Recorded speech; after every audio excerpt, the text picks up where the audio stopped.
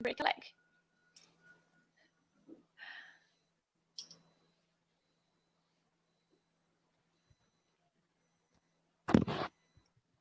Pronto, estamos ao vivo. Pessoal, boa tarde. Sejam bem-vindos ao Next 2020. Meu nome é Daniela, eu sou Head de Marketing da MindMiners e eu vou acompanhar vocês ao longo desses 3 dias de evento. Para quem ainda não conhece, a MindMiners é uma empresa de tecnologia. A gente oferece para o mercado uma plataforma de Human Analytics. E para a gente isso significa 2 coisas.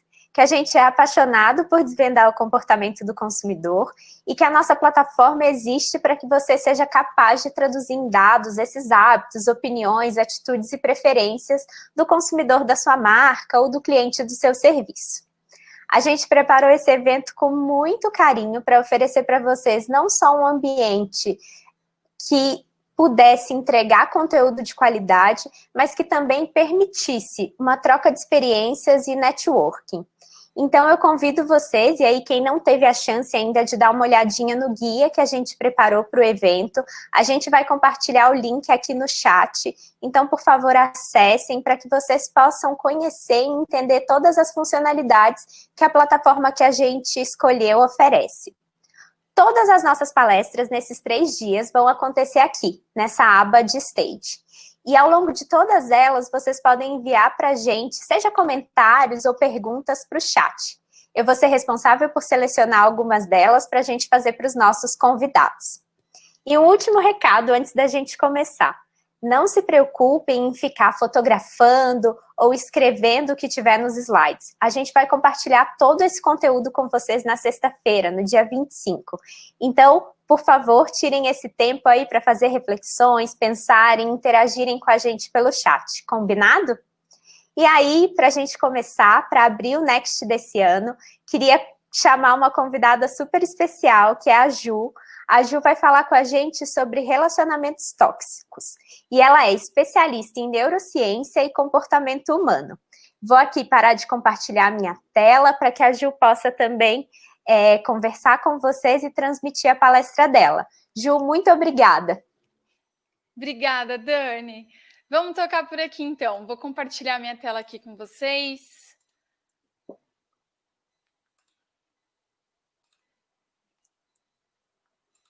Todos vendo? Sim, Ju, tudo certo. Então, vamos embora. Vamos lá. Vamos falar sobre relacionamento tóxico. É um assunto um pouco polêmico, difícil da gente encontrar por aí, algo que leve mais a sério esse assunto. Então, trouxe esse assunto para a gente bater um papo hoje. Quem sou eu, né? Eu sou a Ju Santério, sou uma apaixonada por comportamento humano, agora com foco em neurociência, então eu estudo e atuo nessa área há mais de 15 anos, então trago com muito carinho um olhar diferente sobre esse assunto. Então, bora lá. Vamos combinar algumas coisas antes que eu acho importante, assim, para a gente tocar esse assunto com um pouco mais de tranquilidade, mas também fazer um exercício, pensar. O tempo todo eu convido vocês a pensarem tudo que a gente for falar aqui. Onde será que eu me encaixo? Se é que eu me encaixo em alguma coisa. Então, fica esse exercício para a gente fazer durante a nossa palestra de hoje. Vale ressaltar que os relacionamentos tóxicos, eles acontecem independente do tipo de relacionamento. Ou seja, pode ser um relacionamento amoroso afetivo, ele pode estar presente em relacionamentos na família, entre amigos, até no âmbito profissional. Então, acho que a gente tem que tirar um pouco do viés de sempre que a gente falar de relacionamento tóxico, pensar em relacionamento afetivo, tá? O que mais? Identidade de gênero. Então, independente da identidade de gênero, a gente pode ser homem, mulher, outros gêneros diversos. O relacionamento tóxico também pode estar presente em identidades de gêneros diversas. O mesmo vale para orientações sexuais.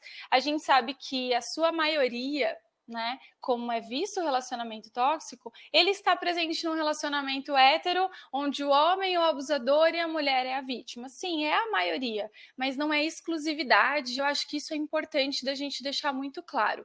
Então, que a gente consiga entender essas nuances, que esses relacionamentos, essa toxicidade pode vir a estar presente, tá? Também depende de escolaridade e classe social. Então, também tem aquela coisa bem enviesada de, poxa, mas é tão estudada e caiu numa dessa, ou nossa, fulano é tão rico e se deixou levar. Independe disso, porque quando a gente fala de emoção e quando a gente fala de pessoas que a gente confia, são duas coisas muito difíceis de sair e simplesmente ter algum parâmetro de classe social, socioeconômica em relação a isso, tá? Então, acho importante a gente alinhar esses tópicos. Além disso, o tempo todo durante a palestra eu vou falar sobre o agressor e a vítima. Mas eu não gostaria que a gente deixasse isso muito enraizado como o agressor homem. Vamos interpretar como o indivíduo agressor. E sobre a vítima, vamos pensar como a pessoa que está no papel de vítima. A gente só vai falar sobre o agressor e a vítima para simplificar e a gente poder conversar com o nosso tempo mais apertadinho, tá bom? Combinado? Então, vamos embora. Bom, de acordo com o Ministério da Saúde, existem 3 tipos de abuso. O abuso físico, a agressão física, que é aquilo que a gente conhece mais, né? A gente consegue perceber isso a olho nu, então, geralmente, tapas, empurrões, socos, deixam algum hematoma, e a gente consegue perceber que aconteceu alguma coisa com aquela pessoa.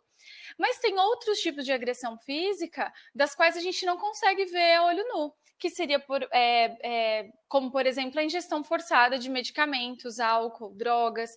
Então, esse tipo de agressão a gente não consegue perceber com tanta nitidez, mas isso é um tipo de agressão física. O abuso sexual também, a gente tem esse conhecimento quando a gente fala de assédio sexual ou de estupro, mas o fato do impedimento do uso de qualquer contraceptivo ou preservativo já é um tipo de violência sexual.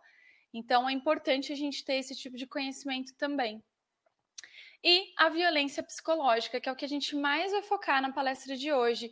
Então, essa ação de omissão que causa dano à autoestima, da identidade ou desenvolvimento da outra pessoa, insultos, humilhação, a exploração e a ameaça. A ameaça, vamos pensar no relacionamento amoroso, o tempo todo a pessoa fala, se você não fizer tal coisa, eu vou deixar você. Né? Ou até em família, quando tem aquela ameaça constante, você mora aqui, se você não fizer isso, você tem que sair daqui de casa. É um tipo de violência psicológica também, né? A exploração também vale, então, no sentido de afazeres domésticos, né? A pessoa não faz absolutamente nada, deixa sempre para o outro fazer, só que existe aquela exploração nisso. Então, a pessoa é obrigada a fazer. Isso é um tipo de exploração. E muitos veem como o homem fazendo isso com a mulher. Então, você que tem que limpar, a casa é a sua obrigação, digamos assim. E muitas vezes a gente tem aquela coisa bem de novela também, que é o contrário, a mulher fazendo aquela exploração do homem com o famoso cartão de crédito no final de semana no shopping. Então, eu tô estressada hoje, então me dá seu cartão que eu vou desestressar. É um tipo de exploração. Precisa ver a constância disso para realmente avaliar como isso sendo uma violência psicológica, tá? Privação de liberdade, omissão de cuidados e atenção também são tipos de violência psicológica. As características de um abusador. Aqui é mais uma vez o meu convite. Vamos olhar com os olhos fora da caixinha, assim. Vamos tentar entender se a gente se enquadra em alguma dessas características ou se a gente pode parar para pensar se a gente já viveu um relacionamento assim ou conhece alguém que tenha vivido um relacionamento onde essas características estejam presentes, tá? A primeira característica que eu coloquei aqui foi o gaslighting, que a gente pode dizer como manipulação das opiniões. Então, tudo e qualquer coisa que a vítima pensa, que a vítima quer, que ela quer fazer, o abusador vem e consegue manipular essa opinião, fazendo com que tudo mude a favor do que ele quer, sempre. É bom lembrar e ressaltar que a gente precisa aprender a diferenciar também o que é uma pessoa tentando te convencer de fazer outra coisa. Eu quero nesse final de semana fazer uma coisa diferente, eu preciso convencer o meu parceiro ou a minha parceira de fazer. Tudo bem, Isso é natural, isso é saudável, isso é necessário, inclusive. Mas quando a gente está falando de gaslighting, a gente está falando de uma manipulação muito pesada, onde a gente consegue partir até para a deturpação dos fatos. Esse termo do gaslighting, ele veio de um filme chamado Gaslight, da década de 40, se não me engano. É um filme bem antigo e ele comenta sobre um casal que tem um relacionamento super tóxico e que a mulher, né, começa a falar que as luzes da casa estão piscando muito, que ele precisa ver isso e tal. E ele começa a dizer que não, que ela está ficando louca. Então ele começa a deturpar os fatos a ponto de fazer com que ela mesma se sinta louca, insana. Então, essa deturpação dos fatos, ela é muito pesada, e isso acontece muito, não só em relacionamento afetivo, mais uma vez, reforçando isso, tá? Causa sentimento de culpa é uma das coisas também que a gente vê muito. Então, esses relacionamentos onde um exemplo bem simples, que eu acho que todo mundo já passou por isso. Bater o dedinho do pé na quina do sofá. Ai, todo mundo sentiu essa dor aí agora. Pois é, o problema é que se um abusador que já tá num relacionamento tóxico e ele acontece uma coisa dessa com ele pode simplesmente olhar para a esposa dele, para o marido e simplesmente falar assim: poxa, eu machuquei o meu dedo porque você colocou o sofá aqui. Mas o sofá tá naquele mesmo lugar há anos. Mas ele vai trazer o quê? Ele não consegue se responsabilizar por qualquer emoção que ele venha sentir. Então ele vai passar e vai jogar a culpa no outro sempre. Então, até nesse exemplo bem bobinho do poxa, machuquei o meu dedinho, a culpa sempre é do outro. E a gente pode estender isso. Ah, eu fiquei nervosa por sua causa. Eu bati em você porque você me provocou. Então, a vítima acaba se sentindo tão culpada que ela acredita que realmente ele me bateu porque eu provoquei. Eu que provoquei uma outra situação, deixei ele ou ela irritado e aí eu tomei uma bronca ou realmente houve uma briga muito feia em casa e eu tive outros problemas. Esse sentimento de culpa, a vítima vai carregar consigo por muito tempo. Então, essa é uma característica bem evidente, tá? O excesso de controle, ele inclui tanto físico como virtual. Mais uma vez, pessoal, é muito importante frisar que aquele controle de vou dar uma olhadinha aqui no celular ou vou dar uma olhada aqui nas redes sociais é uma coisa. Quando a gente fala de um caso mais patológico, a gente precisa sempre prestar atenção nessa constância. Para essas características, a gente tem que parar para pensar que não dá para contar quantas vezes o seu parceiro ou o seu familiar, o seu amigo fez isso contigo. Aí sim é algo para se preocupar, porque errar uma vez, outra, dependendo da situação, é natural e todos estamos suscetíveis, ok?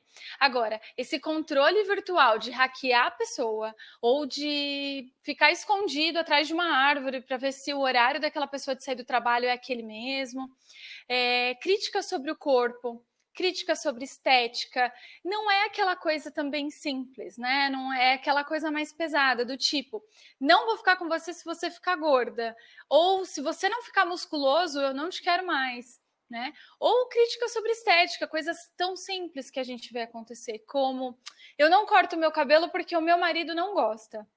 Como assim? Ele não gosta, ele não quer?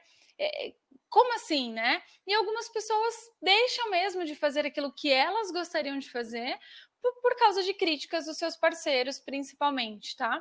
Então, cuidado quando a gente critica ou quando a gente coloca a nossa opinião de alguma forma, para a gente ver se a gente também não está sendo abusador, né? Está nesse papel. Crítica sobre religião ou estilo de vida. Uma coisa é bater papo sobre o assunto, sempre respeitar a escolha do outro. A outra coisa é criticar a ponto de denigrir ou até mesmo de fazer mudar. Então, a pessoa é vegetariana e o abusador não é. Não, só vou ficar com você se você for comigo na churrascaria. Ou o contrário também, né? Eu só vou ficar com você se você for vegetariana. Esse estilo de vida, de escolha, que a vítima, no caso, levou, é dela, ela escolheu aquilo. O abusador não tem direito de manipular, de forçar ou de coagir a que isso mude. E isso é um tipo também de uma característica forte, tá? Crítica sobre profissão, local de trabalho, existe muito aquela coisa também, ó, para de trabalhar e vem trabalhar aqui em casa. Eu vou abrir uma empresa e você vem trabalhar comigo. Que aí você não precisa ficar indo para o trabalho tu mesmo. E aí começa a fazer as críticas sobre até a profissão escolhida da vítima, tá? Também é um tipo de característica. E a privação social também acontece muito. O abusador, ele sempre vai buscar tirar os contatos da vítima, porque quanto menos ela tiver pessoas ao redor, mais dependente ela vai ser dele. Então, ele ganha força com isso. Então, na privação social, o que o abusador vai fazer é: você não precisa ter contato com os seus pais. Ah, aqueles chatos, não precisa. Você já é independente. Esses seus amigos aqui, ó, você não sabe o que eles falam por trás de você. Então, ele vai tirando, né, toda a sociedade, né, aquele vínculo que se tem, para que fique só com ele. Então, isso é uma característica muito forte também de um abusador. Pela nossa pesquisa, a gente conseguiu entender que 59% das pessoas responderam que um dos tipos de abuso que sofreu foi manipulação de opinião, né, que é o gaslighting. Teve excesso de controle também, a privação social e crítica sobre o corpo. Geralmente são as que mais aparecem. Então, para se tomar cuidado, tem outras aí que a gente citou, mas essas são as que mais pesam. A manipulação de opinião, ela ganha disparado. E quais as consequências disso, né? Se a gente for entender as consequências, o que acontece com a vítima? Apesar de tudo que eu vou falar do que acontece com a vítima, 72% dela não procura ajuda psicológica. Então, as pessoas realmente elas vão se afundando cada vez mais em relacionamentos assim. A baixa na autoestima é a principal, né? Logo de cara, a pessoa já se sente muito mal com ela mesma, né? A vítima nesse caso. E quando a gente fala de autoestima, não queria que todo mundo levasse isso só como a estética. E sim que a gente levasse isso um pouco a mais, um pouco além, porque a autoestima ela mexe muito no nosso comportamento. Então, para dar um treinamento, para poder ir para uma entrevista de emprego, até para socializar com os amigos, se a autoestima está muito baixa, a pessoa já não tem mais vontade de sair de casa, ela não vai se sentir segura a ponto de fazer uma entrevista, tão menos de falar em público. Então, afetar diretamente a autoestima é uma consequência muito grave. A falta de confiança em si, ela é transferida também para os outros. Então, eu não confio em ninguém e não confio em mim também.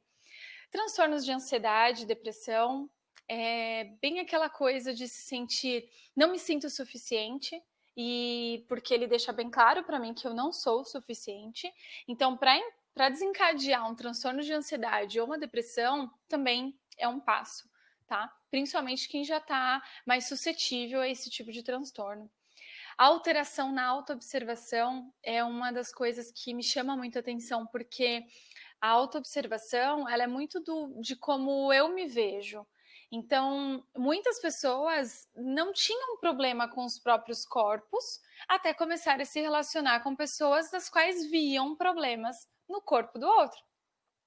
E a partir daí começa a se incomodar. Eu acho que eu preciso emagrecer, ou eu preciso engordar, ou eu preciso tonificar minha musculatura, preciso mudar a cor do meu cabelo. Ou até além, né? Falando de personalidade mesmo. Eu preciso ser uma pessoa mais para cima, preciso ser mais motivado, porque essa pessoa disse que eu sou muito desanimada, que eu sou muito desmotivada. E na verdade não é bem assim. Então, essa alteração na autoobservação, o gaslighting faz isso com maestria, né? Que vai manipular essas opiniões. Então, as situações vão ficar sempre direcionadas e a favor do que o abusador quer, do que ele pretende, do que ele vai se satisfazer com isso. E restrição da expressão afetiva. O que é isso? A vítima, muitas vezes, ela vai fazer algum tipo de comentário, como aquele filme eu achei tão legal, e muitas vezes o abusador, ele quer confusão por qualquer coisa, e ele vai começar a criticar a opinião da vítima sobre o filme. É uma coisa tão simples que não teria problema nenhum num casal saudável, né? Ou numa família saudável. Mas o abusador, ele tá ali para fazer acontecer. Então, ele vai começar a brigar, ou ele vai querer distorcer o que a vítima falou, e nisso a vítima para. de querer se expressar. Então começa a ficar cada vez mais quieta, guardando todos os sentimentos que tem para evitar uma briga ou uma discussão mais acentuada. Então isso também é uma consequência forte na vítima. O que a neurociência fala para a gente sobre essa briga pelo prazer? Por que eu trouxe o prazer aqui em jogo? Porque para um abusador agir dessa forma, ele precisa ter prazer, ele precisa ter alguma recompensa pelo que ele está fazendo. Porque o nosso cérebro é assim.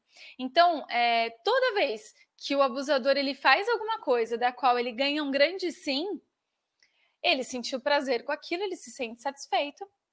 O que aconteceu no cérebro dele foi que ele ativou o sistema dopaminérgico dele, que é o sistema de recompensa. Ele acabou de fortalecer essa via e ele vai adorar continuar assim e fazer mais uma vez e mais uma vez.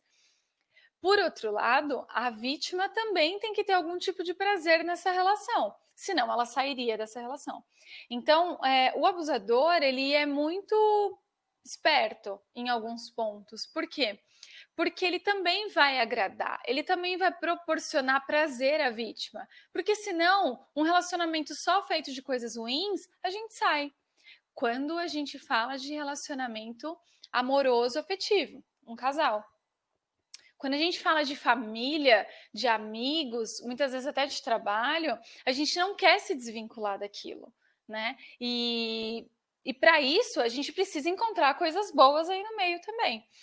Às vezes, né, o abusador ele vai fazer alguma coisa para agradar a vítima, ele vai fazer alguma coisa que dê prazer a ela.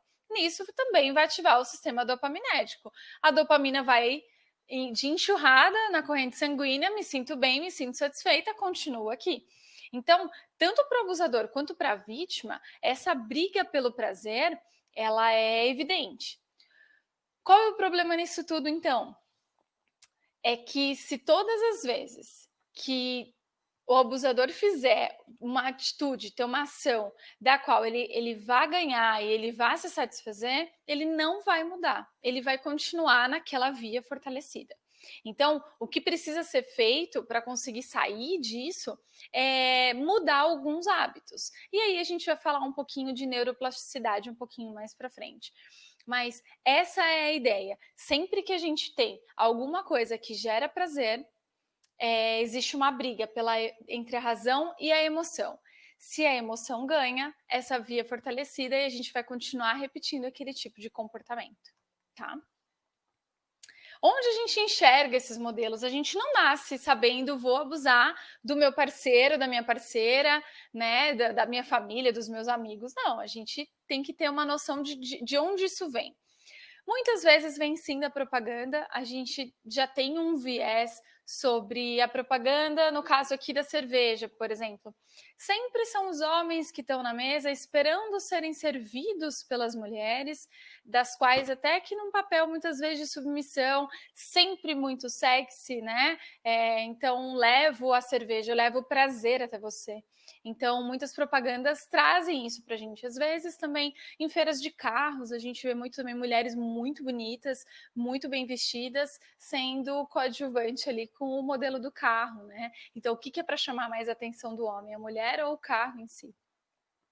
Sobre filmes, séries, livros, a gente precisa ter um olhar mais crítico também sobre o que a gente assiste, porque muitos estão ali encantados, enfeitiçados de um jeitinho de disfarçar a ideia principal que eles têm para passar para a gente. Filmes que a gente já assistiu, famosos inclusive, que o namorado simplesmente resolveu vender o carro da namorada porque ele achava que o carro dela estava muito velho. Então, vendeu o carro dela e deu um carro novo, do modelo, da cor que ele queria. Aí fica aquele fundinho de Deus me livre, mas quem me dera, né? Quem não quer um carro novo? Mas existem tantas formas de se presentear alguém com um carro.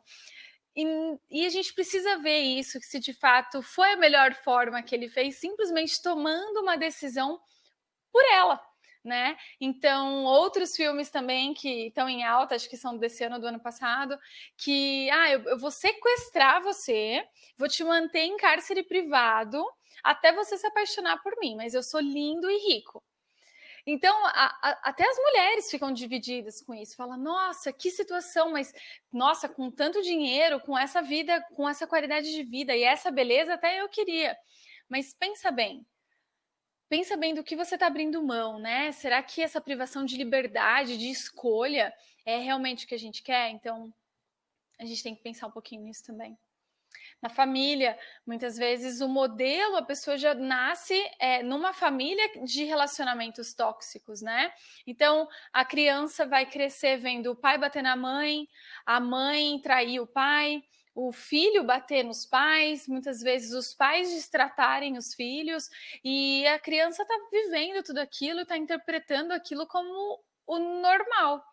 E na verdade não é. Então ela vai crescer sendo um adulto que tem uma outra ideia do que é uma família, né? E isso vai ser carregado e ele vai formar uma família dele da mesma forma. Se ele não tomar o cuidado disso antes, ser muito mais esclarecido nesse decorrer da vida. Então, a família também tem um papel importante aí. Na escola, a gente pode dizer tanto os professores quanto os amigos, né, os colegas de classe. Ah, eu sempre vou conversar com aquele amigo por interesse, ele só vem falar comigo quando ele precisa de nota. Até onde esse relacionamento é saudável. E daqui a gente consegue estender para a nossa vida, para a gente avaliar nossos relacionamentos no trabalho, nossos amigos diretos, né? E avaliar se esses relacionamentos são realmente saudáveis, se eles estão ali por interesse ou não. E o importante é que a gente tenha consciência disso, tá? E como a gente se alimenta, como a gente não se alimenta daquilo que consome, né, cada um de nós. A primeira delas, a primeira dica seria atenção no discurso passivo-agressivo. O que é o discurso passivo-agressivo? É um discurso agressivo camuflado, vamos pensar assim. Então é bem aquela coisa de, nossa, você cortou o cabelo, ficou muito legal, mas eu prefiro muito mais você de cabelo comprido. É quase o tapa com luva de pelica, como minha mãe fala, porque é aquela coisa do... Eu vou ser sutil, eu vou tentar ser sutil, mas o que eu vou falar tem um peso muito grande. Isso é um discurso passivo-agressivo. Então, gente, a mesma ideia de botar a culpa no outro, né? Então, eu me estressei porque você me provocou. E por outros caminhos, não com tanta nitidez, não com tanta clareza disso no discurso, entende-se como um discurso passivo-agressivo.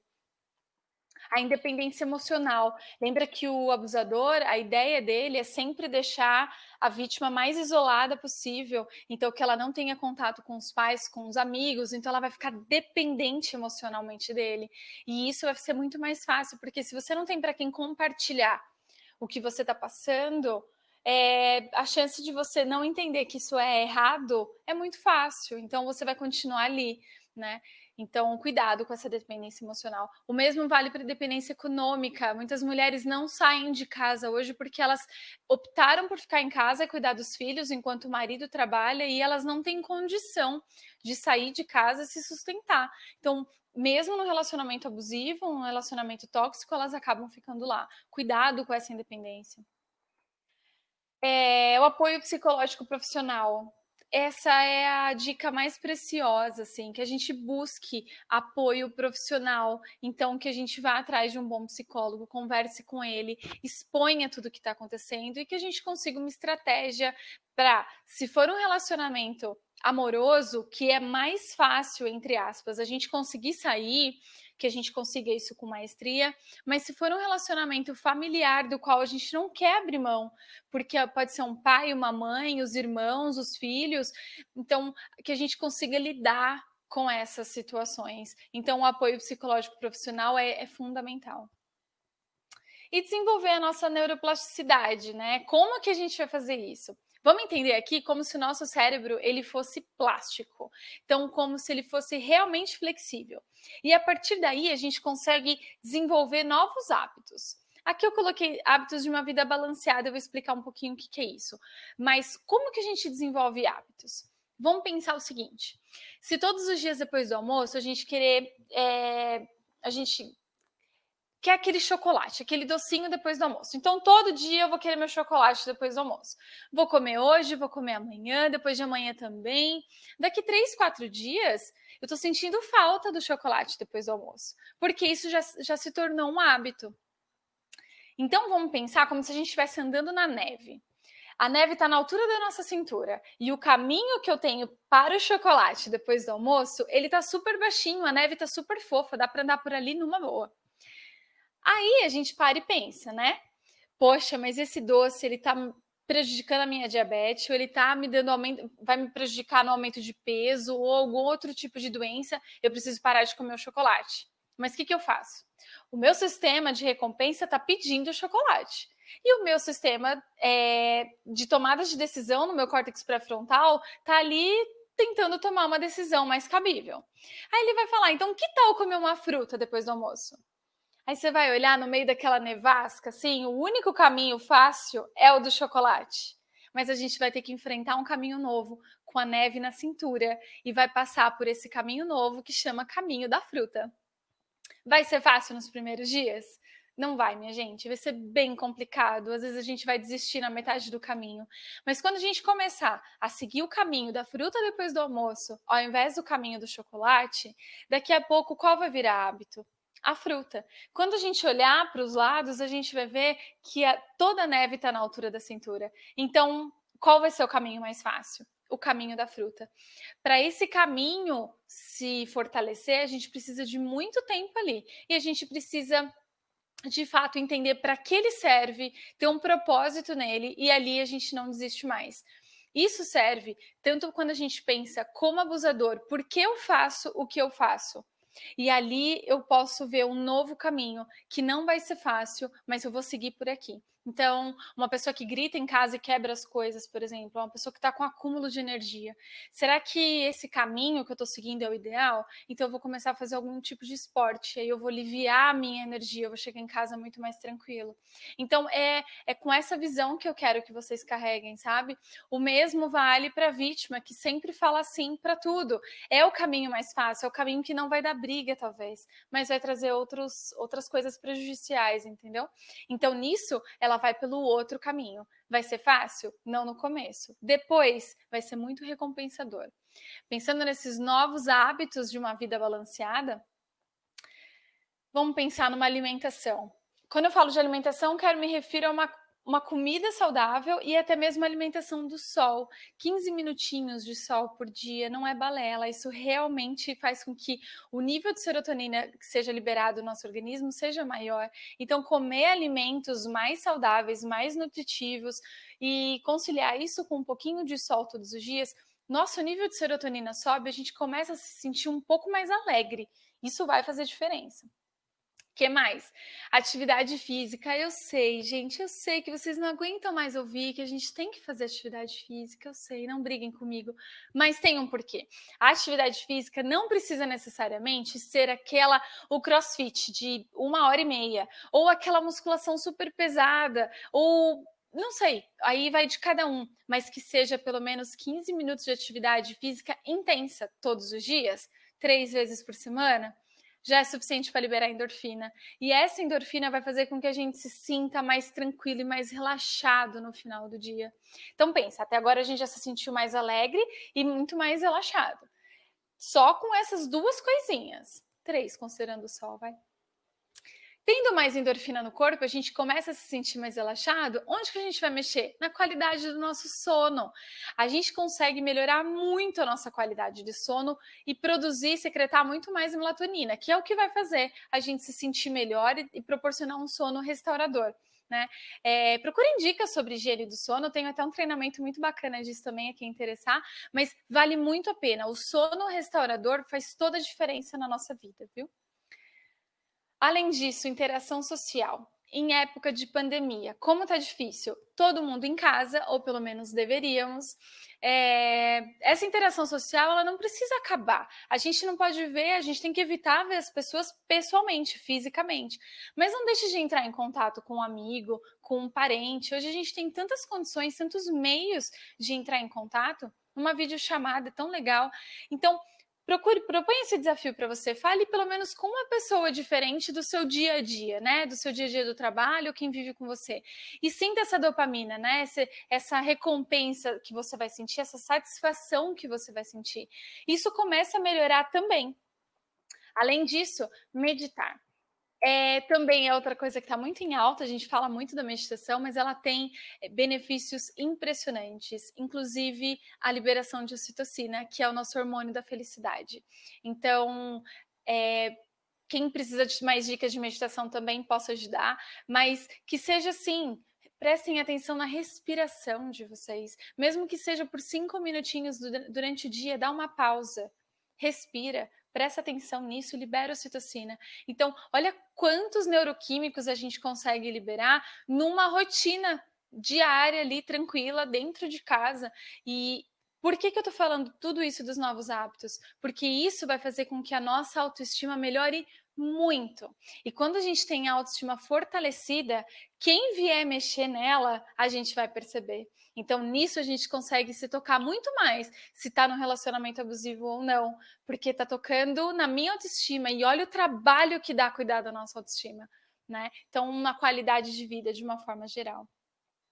Para fechar aqui com vocês, eu trouxe uma frase para reflexão. É uma frase que eu ouvi do meu pai quando eu era criança e que eu carrego comigo a vida inteira. E eu já usei em várias situações diferentes e todas foram cabíveis. A frase é: a mesma água que sustenta um barco também pode afundá-lo. Trazendo isso para o nosso tema, que a gente consiga entender a diferença de carinho e controle, o quanto desse carinho vira controle, de quanto esse controle acaba afundando a nossa relação, de quanto a gente coloca, né, dessa dependência emocional, dessa dependência do outro, em todos os âmbitos da nossa vida, seja dela profissional, no nosso relacionamento familiar, de amigos, e o amoroso afetivo também. O quanto a gente coloca nessa relação para que ela não venha a afundar de fato e a gente consiga ter uma relação saudável uns com os outros. É isso. Eu agradeço muito vocês por terem me ouvido nessa meia horinha. Tem muito assunto pela frente, seria um assunto que a gente conseguiria estender por um tempão. Então, fica aqui as minhas redes sociais. Quem quiser entrar em contato comigo, tanto pelo Instagram quanto pelo LinkedIn, fica à vontade, a gente conversa. A gente vai abrir o espaço para perguntas daqui a pouco, mas assim que terminar de responder algumas perguntinhas, a gente pode estender esse papo, porque tem bastante assunto ainda. Então, a gente consegue pelo menos uns 15 minutinhos. É só você entrar nessa session, então vai ter um botãozinho aí da sessão, e a gente consegue conversar um pouquinho mais lá no canal. Tá bom? Dani? Voltei, Ju. Obrigada. Imagina! Vou pôr nosso roxinho aqui. Tá bom, que aí você volta a me ver. Te vi. Ju, o chat aqui tava bombando. Ai, que bom! Sim, antes da gente começar, até fiquei pensando numa coisa aqui, né? Assim, você falou um pouco da publicidade e querendo ou não, eu tenho certeza que tem várias pessoas aqui que são da área de marketing, né? Assim, da área de comunicação, e a gente sabe que tem tido toda uma agenda das marcas, né? Assim, no que se refere a diversidade, empoderamento feminino, e aí achei muito importante trazer aqui também, porque foi uma coisa que me veio à mente, de fato, como que as marcas também podem ajudar, né, assim, a dar voz a esse tema que é tão importante. Então, a gente, né, eu mesmo, quando eu estudava, a gente tem aquela ideia de família, margarina, todo mundo feliz, né, a gente nunca fala sobre os problemas que a gente tem em casa, né, assim, sobre esses abusos que a gente sabe que existem. Então, deixo aqui também aberto para a gente discutir mais para frente, mas de fato, o quanto que as marcas poderiam participar dessa conversa e ajudar um pouquinho a abrir os olhos das pessoas também para isso.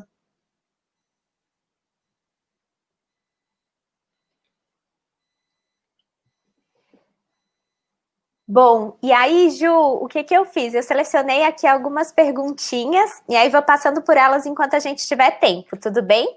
Tudo bem, vamos embora. A primeira delas foi da Jaqueline. A gente estava falando aqui sobre relacionamentos tóxicos, e aí muitas vezes a gente tende sempre a pensar num relacionamento amoroso, né? Assim, numa relação de um casal. E aí ela estava falando aqui sobre como que os pais também podem ter esse comportamento abusivo que é camuflado de preocupação, né? Então, como que a gente poderia, de alguma forma, ajudar, de fato, tanto ao pai perceber que não é o melhor caminho, quanto também para o filho entender, né, que ele também pode seguir o caminho dele aí para cortar esse cordão umbilical. Isso acontece bastante, tanto quanto a preocupação, quanto a negligência também. Então, né, existem os dois lados da balança. O importante, muitas vezes, os pais não têm noção de que a forma que eles estão agindo é tóxica, não é a melhor forma de lidar. Então, a gente não pode partir do pressuposto que eles saibam, de fato, como está chegando na gente. Tem uma frase da comunicação não violenta que eu gosto muito e que, para mim, reflete muito isso. Por trás de todo comportamento existe uma necessidade. Então, para o pai e para a mãe estarem agindo daquela forma, porque existe uma necessidade para eles que precisa ser suprida. Então, muitas vezes, o diálogo vai resolver. Então, assim, será que o pai está tanto no pé porque ele está inseguro do lugar que o filho está indo, se com os amigos que ele está andando? Então, talvez o filho mostrar um pouco mais, falar, pai, eu tô com essas pessoas, eu vou nesse lugar, eu vou voltar nesse horário, se me ligar eu vou atender, mas fica tranquilo, se alguma coisa der errado, entre em contato. Ou até do contrário também, de se fazer presente. Então, o pai que é mais disperso, que não dá tanta atenção assim, que seria o oposto, também trazer mais presente, mostrar, olha, né? Porque também tem disso. Então, participa mais da minha vida, deixa eu te mostrar o que está acontecendo. E ó, como você pode ficar tranquilo também.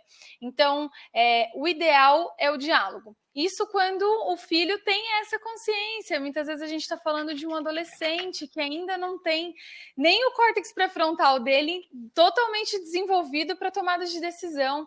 Então, eu acho que a dica fica, de fato, é o diálogo. Mas se a gente não conseguir tomar esse diálogo de uma maneira tranquila entre só os envolvidos, terapia é o ideal. Então, leva todo mundo para trocar ideia com o psicólogo e ele com certeza vai ajudar a gente. Ótimo, Ju. E aí vou linkar aqui, então, com uma pergunta que foi enviada pela Carolina. A gente sempre fala muito da perspectiva da vítima, né? Assim, mas e o abusador? Será que ele tem consciência dos atos dele? Será que o que ele faz é naturalmente ou necessariamente proposital? E aí a Priscila também acabou citando uma coisa semelhante aqui no chat, né? Assim, nesse caso, como que a gente faz para abordar? Como que a gente faz para ajudar esse abusador a mudar algumas atitudes que já estejam enraizadas no comportamento dele? Muitas vezes o abusador ele não tem noção do que ele está fazendo. Ele entende só aquela luta pelo prazer que a gente comentou. Então, assim, eu quero me satisfazer. Como? Traz uma cerveja gelada para mim, né? Então é só deixando o outro como papel de submisso. Para trazer isso à tona, de fato, tem que ter muito tato. Mas a dica que eu acho que a melhor dica que eu posso dar é observar bem os fatos, se isentando das emoções. Então, quando a gente for levar alguma coisa para um abusador, nunca levar assim, porque você me deixou nervosa. Por exemplo, não, eu me senti nervosa quando você fez tal coisa. Para a pessoa poder entender que as ações dela geram uma emoção em ti.